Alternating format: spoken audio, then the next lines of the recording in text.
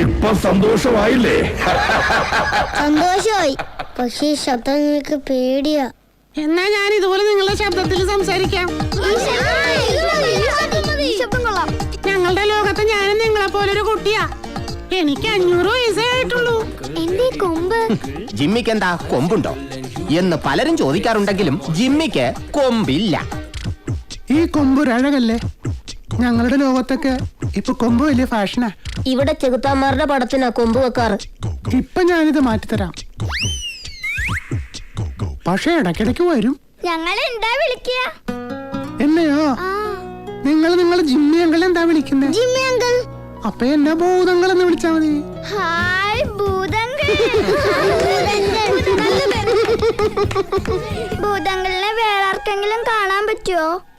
ഞാൻ വിചാരിക്കുന്നവർക്ക് മാത്രം കാണാം. ഇനി നിങ്ങൾ ഓരോരുത്തരും പറ, ഞാൻ നിങ്ങൾക്ക് വേണ്ടി എന്താ ചെയ്യുക?